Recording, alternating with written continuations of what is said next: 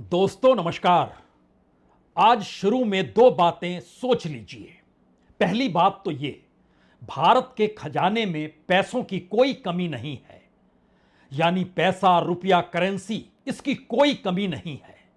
और दूसरी बात, जिस दिन प्रधानमंत्री मोदी पद से हटे उस दिन भारत की अर्थव्यवस्था को कौन संभाल पाएगा, या भारत इसी अर्थव्यवस्था को लेकर कहीं डूब तो नहीं जाएगा।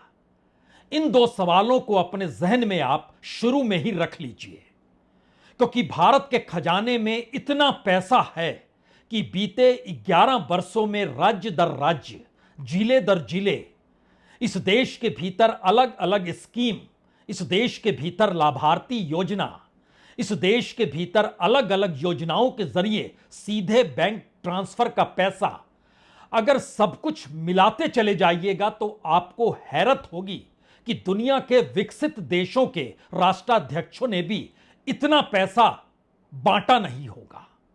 या फिर अपने देश में घूमते वक्त जितना पैसा उन्होंने ऐलान के तौर पर कर दिया इस दौर में भारत के भीतर, इतना पैसा किसी देश के किसी राष्ट्राध्यक्ष ने अपने देश के डेवलपमेंट को लेकर तो सोचा ही नहीं होगा।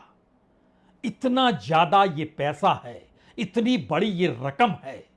ये रकम है भी कि नहीं है, और ये पैसा बंट भी रहा है कि नहीं बंट रहा है।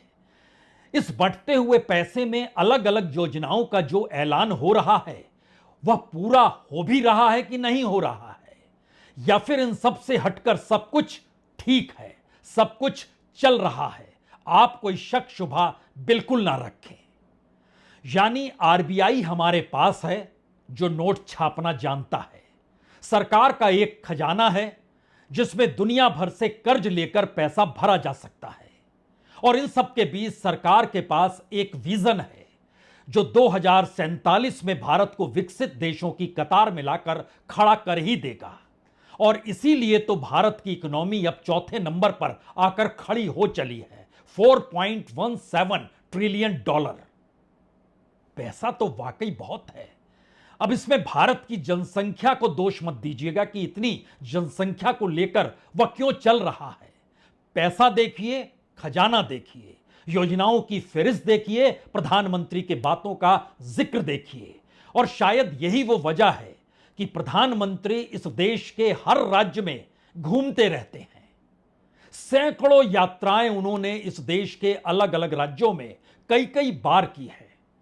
आज सब कुछ आपके सामने होगा, और शायद इसलिए यह महत्वपूर्ण है क्योंकि शुरुआत हमें बिहार से करना ही होगा, क्योंकि अपनी आखिरी घरेलू यात्रा के वक्त प्रधानमंत्री मोदी ने बिहार पहुंचकर तकरीबन 75 लाख महिलाओं के खातों में 10,000 रुपए डाल दिए, यानी 7,500 करोड़ रुपए उन्होंने डाल दिए।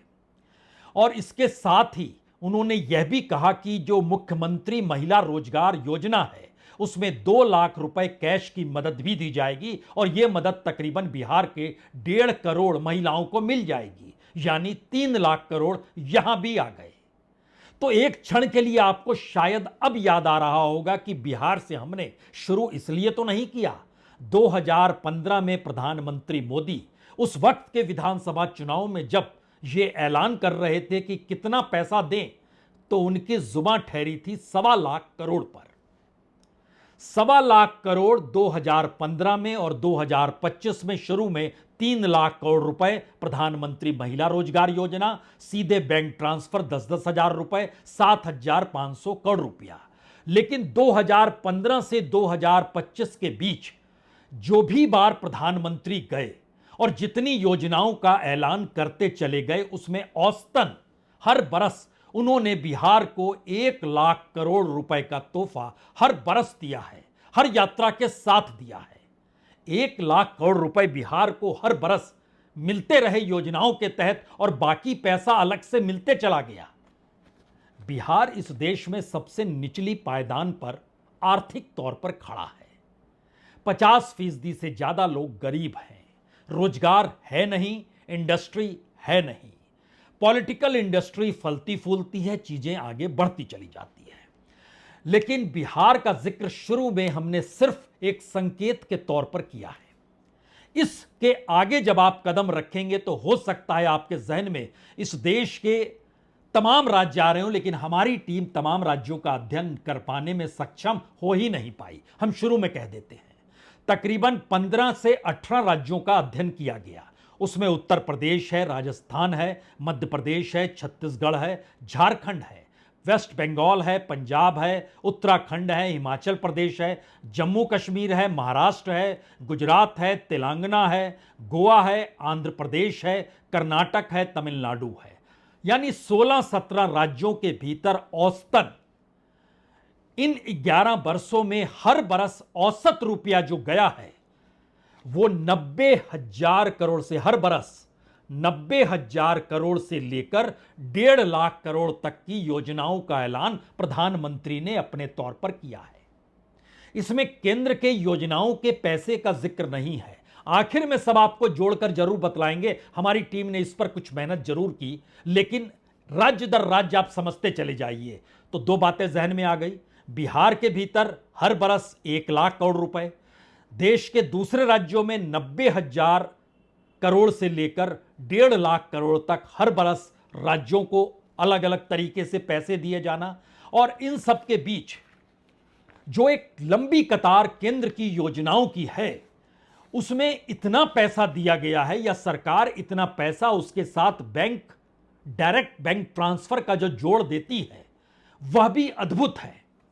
मसलन आपके जहन में यह आएगा आयुष्मान भारत, दीनदयाल अंत्योदय योजना, दीनदयाल उपाध्याय ग्रामीण कौशल योजना, प्रधानमंत्री भारतीय जन औषधि योजना, खेलो इंडिया, अटल पेंशन योजना, green India mission, national afforestation programme, agriculture और ग्रामीण भारत के लिए प्रधानमंत्री फसल बीमा योजना, प्रधानमंत्री कृषि एशियाई योजना, सिंचाई योजना, प्रधानमंत्री मत्स्य संपदा योजना, राष्ट्रीय पशुधन मिशन, राष्ट्रीय सतत कृषि मिशन, स्वच्छ भारत मिशन अलग से है, राष्ट्रीय आयुष मिशन अलग से है, प्रधानमंत्री वय वंदना योजना अलग से है। यानी इसके मातहत सरकार ने यह दावा किया कि 90 करोड़ लोग, उससे ज्यादा 450 स्कीमों के दायरे में आते हैं। और जो बैंक ट्रांसफर की कहानी है वह उससे हटकर बिल्कुल अलग एक चलती है। मसलन किसान सम्मान निधि दे रहे थे तो 75,000 करोड़ रुपए हर साल बांट रहे थे, यानी तकरीबन 4.5 लाख करोड़ रुपए बांट चुके हैं।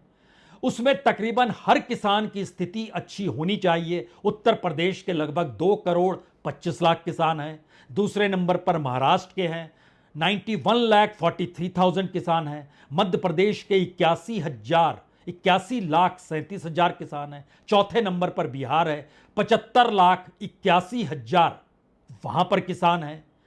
अब 75,81,000 किसान ये परिवारों के साथ जुड़े हुए हैं जिनको लाभ मिल रहा है, तो 4.5 लाख करोड़ रुपए यहां पर हो गए। आखिरी किस्त जो दी गई थी 20वीं किस्त 2 अगस्त को दी गई थी, 21वीं किस्त नवंबर में दी जाएगी। लगभग 9 करोड़ 70 लाख किसानों को देने का वादा है। रकम दम रकम हमारी टीम जोड़ रही है, आप जोड़ने की बहुत कोशिश मत कीजिएगा। प्रधानमंत्री फसल बीमा योजना 2021 से 2026 तक लगभग 70,000 करोड़ रुपए, उससे पहले भी किए जाते थे। मसलन 2018-19 में किसानों को सरकार ने दावा किया लगभग 29,000 करोड़ रुपए दिए गए। 23-24 आते आते सरकार बोली नहीं, अब तो चीजें उतनी बर्बाद होती नहीं है। यह अलग मसला है कि इस दौर में बर्बादी बढ़ गई, लेकिन 2018-19 में अगर 29,000 करोड़ रुपए दिए गए तो सरकार को समझ आया ये सारा पैसा कहीं बीमा कंपनियों के पास तो नहीं जा रहा है, तो उन्होंने कहा हमने सिर्फ 10,000 करोड़ रुपए 2023-24 में दिए। और जब पूरा एनालिसिस किया गया तो पता चला कि इस देश के भीतर में लगभग 11-12 ऐसी बीमा कंपनियां जो बैंकों के जरिए और प्राइवेट सेक्टर से जुड़ी हुई है, उनका नेटवर्थ, उसमें जो इजाफा प्रधानमंत्री फसल बीमा योजना के जरिए जो इंश्योरेंस कंपनी थी उसमें उनके नेटवर्थ में इजाफा तकरीबन 42% का हो गया। किसानों की स्थिति नाजुक बनी रही। यह स्थिति हो सकता है आपके जहन में आयुष्मान भारत को लेकर भी आए। आयुष्मान भारत के तहत इस साल जो बजट बनाया गया उसमें कहा गया हम 9,406 करोड़ रुपए डाल रहे हैं। पिछली बरस से बहुत ज्यादा, लगभग दुगने से ज्यादा, क्योंकि पिछली बार 4,200 करोड़ डाले गए थे, उससे पिछले बरस 3,000 करोड़ रुपए डाले गए थे। लेकिन जानकारी दी गई कि लगभग 6 करोड़ वरिष्ठ नागरिकों को 5 साल हर साल का इलाज उन्होंने किया है। लेकिन उससे भी ज्यादा महत्वपूर्ण यह है कि इस देश में हर तीसरा चौथा व्यक्ति आयुष्मान भारत के तहत इलाज कराता है, क्योंकि सरकार का आंकड़ा 37 करोड़ का है। इतने कार्ड दिए जा चुके हैं, इतने कार्ड के जरिए इलाज चल रहा है, और यह करोड़ों की रकम जो है उसको भी कहीं जोड़ लीजिएगा। लेकिन सबसे बड़ा सदमा हो सकता है आपको लगे कि इस देश में लगभग 33 लाख करोड़ रुपए मुद्रा योजना के तहत बांटे गए। मुद्रा योजना 33 लाख करोड़, और जिनको बांटा गया उनकी संख्या भी लाखों करोड़ में है। हमारी टीम ने कहा बरस दर बरस मत जाइएगा, सिर्फ पहला बरस और इस बार का बतला दीजिए। मसलन 2015-16 में शुरू होता है, उस पहले बरस में सरकार 1,32,954 करोड़ रुपए बांटती है तकरीबन 3 करोड़ 48 लाख लोगों में। और पिछले बरस यानी 2024-25 में वह 5 करोड़ 41 लाख करोड़ रुपए बांटती है, यानी 5,41 करोड़ रुपए, 5 करोड़ 41 लाख करोड़ रुपए बांटती है 5 करोड़ 46 लाख खातों में। सारे खाते जब जोड़ते चले जाइएगा तो इन खातों की तादाद तकरीबन 50 करोड़ पार कर जाएगी, और इन 50 करोड़ लोगों को 33 लाख करोड़ रुपए बांटे गए। यह आंकड़ा खुद सरकार की वेबसाइट पर है, देख सकते हैं आप।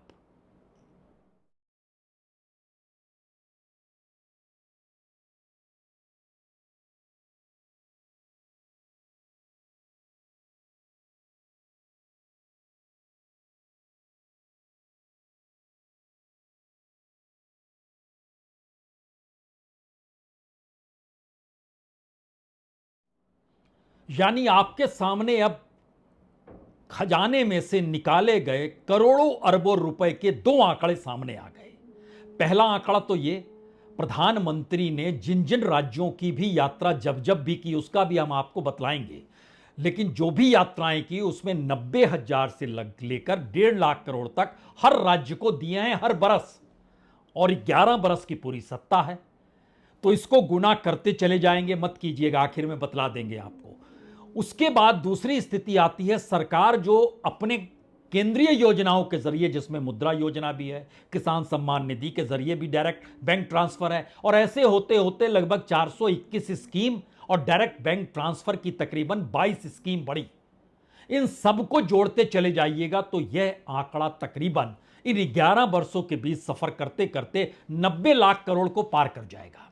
इसमें सबसे बड़ी रकम मुद्रा योजना की जो 33 लाख करोड़ की है, और बाकी अलग अलग योजनाओं के जरिए अलग अलग पैसा किस रूप में जा रहा है, कहां जा रहा है, किसे मिल रहा है, यह सवाल अभी मत कीजिएगा, क्योंकि इसके बाद की स्थिति आपको और चौंका सकती है। यह चौंका इसलिए सकती है क्योंकि भारत के भीतर जो बैंक आरबीआई की स्थिति को देख लीजिए, इससे आपके जहन में कुछ चीजें और क्लियर हो जाएंगी। आरबीआई को बनाया गया था, उसमें एक कंटिजेंसी फंड होता था कि कोई बैंक अगर संकट में आ जाए तो उसके लिए एक फंड रखना चाहिए। उसके बाद वहां पर एक एसेट डेवलपमेंट फंड होता था, बैंकों को सहेजना हो, क्योंकि इस दौर में बैंक तो बहुत डूबे भी हैं, और इसके अलावे सरकार को आप पैसा ट्रांसफर करते थे। 2014-15 में जब प्रधानमंत्री के तौर पर नरेंद्र मोदी बने और मनमोहन सिंह जा रहे थे, उस वक्त आरबीआई के पास कंटिजेंसी फंड जो था वह 2,21,614 करोड़ का था, और जो एसेट डेवलपमेंट फंड था वह 21,761 करोड़ का था। सरकार को जो ट्रांसफर किया गया वो 65,898 करोड़, यानी ये तीन रकम आपकी आंखों के सामने 2014-15 की है। ये सारी परिस्थिति 2017-18 तक लगभग चलती रही, क्योंकि 2017-18 में भी कंटिजेंसी फंड जो था आरबीआई के पास वह 2,32,000 करोड़ का था। जो एसेट डेवलपमेंट था उसका पैसा लगभग 22,875 करोड़ का था, यानी 22,875 करोड़, और जो ट्रांसफर किया गया था पैसा वो लगभग 50,000 करोड़ का था, जो केंद्र को डिविडेंड के तौर पर आरबीआई ने दे दिया। लेकिन इसके बाद से गजब की परिस्थिति इस देश में बनती और संयोग से 2018 के बाद से ही सरकार ने सारी डायरेक्ट बैंक ट्रांसफर की शुरुआत की, राज्यों में अलग अलग पैसा देने का ऐलान करना शुरू किया। सब कुछ 2017-18 के बाद, यानी जीएसटी आने के बाद, नोटबंदी आने के बाद, तमाम चीजों के बाद जब इकोनॉमी हमारी क्राइसिस में आती है और उसके बाद हम दुनिया के वर्ल्ड बैंक से, आईएमएफ से लोन, एशियन डेवलपमेंट बैंक से लोन लेना शुरू करते हैं, वो लोन होते होते 4 गुना 5 गुना तक हो गया, इतना ज्यादा बढ़ते चला गया। 200 लाख करोड़ भी पार कर चुका है जो हमने कर्ज लिया हुआ है, लेकिन उसको थोड़ी देर के लिए आप भूल जाइए। अब लौटिए 2018-19 में पहली बार जो आरबीआई के पास एसेट डेवलपमेंट बैंक जो फंड होता था उसको जीरो कर दिया गया। उससे पहले 20, 22, 25 हजार करोड़ रुपए रहते थे, वो जीरो कर दिया गया। पहली बार 2 लाख करोड़ से नीचे आ गया कंटेंजेंसी फंड 2018-19 में 1,96,000 करोड़ रुपए। और पहली बार आरबीआई ने मोदी सरकार को जो डिविडेंड ट्रांसफर किया वो था 1,75,000 करोड़, 1,75,988 करोड़, ये पहली बार। और 2024-25 यानी पिछले साल जब आ जाइएगा तो कंटेंजेंसी फंड जो है वो फंड घटते घटते 44,862 करोड़ पर आ गया, जो एक वक्त 2 लाख करोड़ से ज्यादा होता था वो 44,000 करोड़ पर आ गया। एसेट डेवलपमेंट फंड जीरो ही रहा और ट्रांसफर जो पिछले बरस भी किया गया वह 2,68,590 करोड़, 2,68,590 करोड़ ये ट्रांसफर किया गया। सरकार अपने तौर पर नारा देती रही है कि देखिए हम लोग जो काम करते हैं उसमें मैक्सिमम गवर्नेंस होता है, मिनिमम गवर्नमेंट होता है। ये पैसा दरअसल सरकार अपने ऊपर भी खर्च करती है, अपने द्वारा घोषित योजनाओं पर भी खर्च करती है। उन योजनाओं को संभालने वाले बीजेपी के सांसद होते हैं, बीजेपी के कार्यकर्ता होते हैं, बीजेपी के मंत्री होते हैं।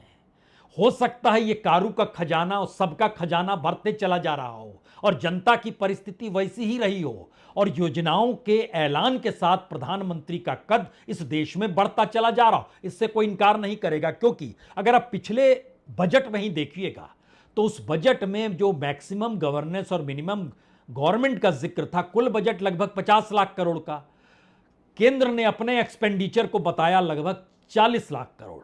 और उसमें जो उसके एस्टेब्लिशमेंट जो दिल्ली या देश के अलग अलग हिस्सों में जो दफ्तर चलते हैं, जो सैलरी होती है, जो अलाउंसेस होते हैं, उन सब पे खर्च जो होता है वो 7 लाख करोड़ से ज़्यादा का होता है। आज ही सरकार ने ऐलान कर दिया कि सेंट्रल गवर्नमेंट एम्प्लॉय को महंगाई भत्ता जो है 3% देंगे। इससे लाभ जो होगा 49 लाख कर्मचारियों को होगा, 68 लाख पेंशनर्स को होगा और ये 1 जुलाई से लागू होगा, यानी 3 महीने का एरियर भी मिलेगा और सरकार पर जो बोझ आएगा वो 10,000 करोड़ से कुछ ज्यादा का होगा। पैसा तो खूब है, ऐलान भी खूब हो रहा है, सरकार खुद पे खर्च भी खूब कर रही है, जनता के लिए हर योजना का ऐलान भी कर रही है। तब यहां पर आपके जहन में एक सवाल होना चाहिए, अगर मुद्रा योजना में 33 लाख करोड़ बांट दिए गए तो जो अपना बिजनेस शुरू कर रहे हैं उनकी कितनी कमाई होगी? जो सरकार ने अलग अलग योजनाओं के जरिए चीजों को ऐलान किया कितना होगा?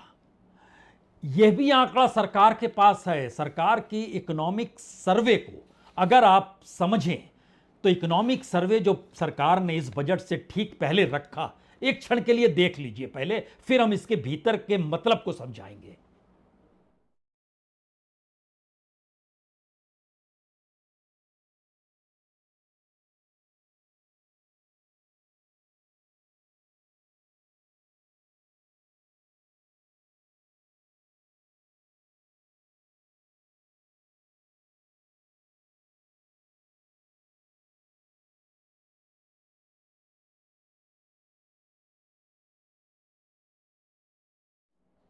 जी, आपकी नजर उन लिखे हुए शब्दों पर बहुत ज्यादा गई नहीं होगी। दरअसल उस इकोनॉमिक सर्वे में यह लिखा हुआ है कि जो सेल्फ एम्प्लॉयड है इस देश के भीतर जितने भी हैं, उनकी जो कमाई है वो 1 महीने की कमाई 13,280 रुपए है। 13,279 रुपीस।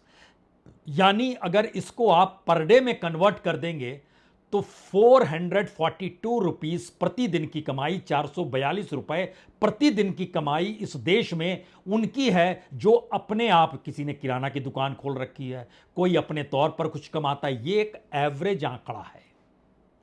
उस एवरेज आंकड़े के भीतर में जो पुरुष है उसको 16,000 रुपए प्रति महीने के, जो महिलाएं हैं उन्हें 5,500, 5,497 रुपए। आप कहेंगे अच्छा सेल्फ एम्प्लॉय छोड़ दीजिए, रोजगार बहुत लोगों को सरकार करती है और कहती है कि देखिए पीएफ तक कटता है, और लगातार सरकार यह आंकड़ा देती है कि बहुत पैसा है इस देश के भीतर और हर कोई नौकरी कर रहा है। तो जो रेगुलर एम्प्लॉय हैं, यानी जिनको सोशल सिक्योरिटी मिल जाती है, उसको लेकर भी जो एवरेज इस देश के भीतर तमाम रोजगार वाले लोगों का निकाला गया, वो आया हर महीने उनकी कमाई सबसे ज्यादा है 20,702 रुपए, यानी प्रतिदिन 690 रुपए की कमाई है इस देश के भीतर।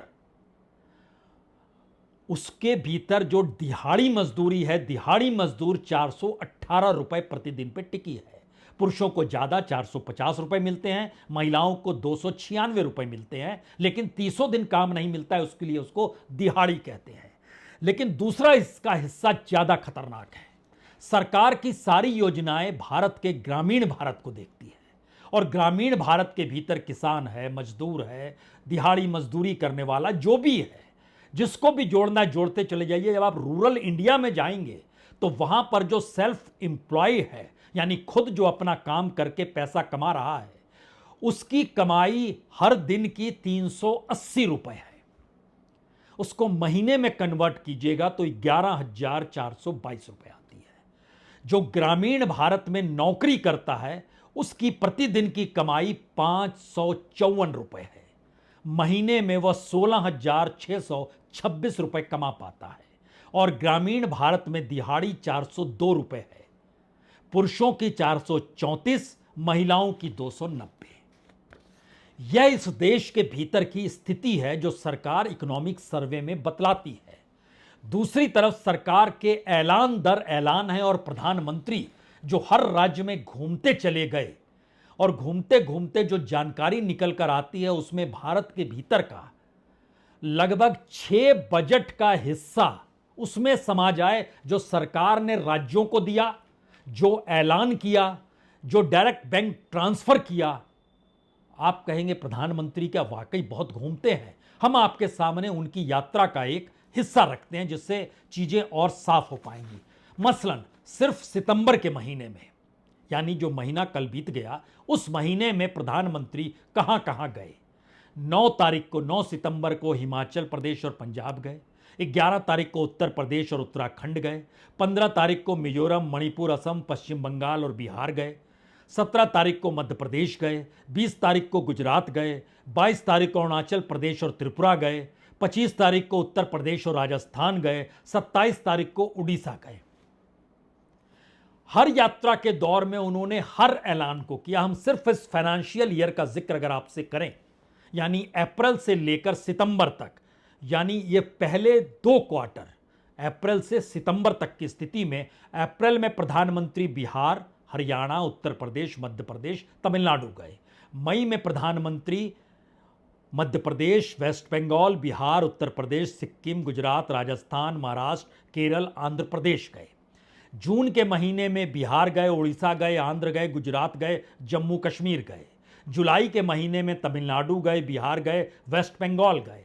अगस्त के महीने में गुजरात गए, बिहार गए, वेस्ट बंगाल गए, उत्तर प्रदेश गए। सिर्फ इस पूरे देश की यात्रा जो प्रधानमंत्री ने अप्रैल से सितंबर तक के बीच में की, इस फाइनेंशियल ईयर में उन्होंने हर राज्य में जाकर जिन योजनाओं का उद्घाटन किया, जो पैसा ट्रांसफर किया, और जिस तरीके से हर योजना के साथ विकसित भारत का भाषण दिया, भारत की चौथी इकोनॉमी बनाने का जिक्र किया, वो तमाम आंकड़े अगर इस फाइनेंशियल ईयर के ही इस 6 महीने के अगर आप जोड़ेंगे तो यहां पर भी आपको लगेगा ये कैसे संभव है कि सरकार ने 15 लाख करोड़ रुपए इस 6 महीने में बांट डाले योजनाओं के जरिए और डायरेक्ट बैंक ट्रांसफर के जरिए। ये तो कमाल है। ये कमाल नहीं है। कमाल यह है कि अगर देश के भीतर हर राज्य को वो अगर 90,000 से लेकर 1.5 करोड़ तक हर बरस हर राज्य को औसतन दे रहे हैं, योजनाओं के जरिए इस देश में तकरीबन 90 लाख करोड़ रुपए डायरेक्ट बैंक ट्रांसफर की जानकारी निकल कर आ रही है, और राज्यों के भीतर का खर्चा और ये सारी परिस्थितियों में कुछ हिस्सा किसी किसी योजनाओं में राज्यों को भी देना पड़ता है। अगर आप सबको मिलाते चले जाइएगा तो हो सकता है अब आपके जहन में यह सवाल हो कि भारत का बजट इस साल का जो फाइनेंशियल ईयर में फरवरी में रखा गया 50 लाख करोड़, उससे पहले का बजट लगभग 47-48 लाख करोड़, उससे पहले का बजट लगभग 44 लाख करोड़, उससे पहले का बजट लगभग 42 लाख करोड़, उससे पहले का बजट लगभग 40 लाख करोड़। अब रुक जाइए, जोड़ लीजिए सबको, और जोड़ने के बाद जरा ये जानकारी आपको दी जाए कि प्राइम मिनिस्टर मोदी के इस कालखंड में राज्य, केंद्र, प्रधानमंत्री के बोल, डायरेक्ट बैंक ट्रांसफर, सब कुछ अगर ट्रांसफर होते चला गया, सारी योजनाएं अमल में लाते चले गए, तो इस देश के 5-6 बजट उसमें समा जाएंगे। यात्रा को रोक इसलिए देते हैं क्योंकि प्रधानमंत्री सेवा भाव से निकले हैं, और आज भी उन्होंने संघ का जिक्र 100 बरस पूरे होने पर सेवा भाव के साथ ही किया, और 100 रुपए का सिक्का इस देश को दिया।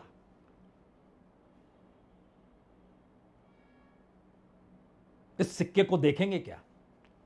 देख लीजिए, अच्छा लगेगा, क्योंकि भारत की पहचान इसी सिक्के में छुपी हुई है।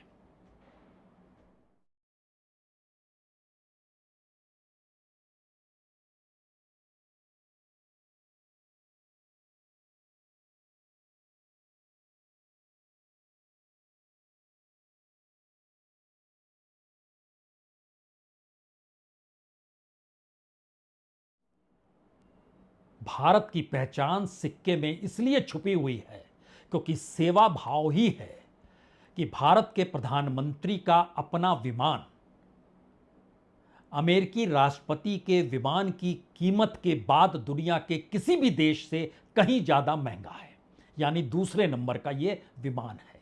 भारत के प्रधानमंत्री के गाड़ियों का काफिला जो चलता है वह दुनिया के तमाम राष्ट्राध्यक्षों के काफिले से ज्यादा महंगा है।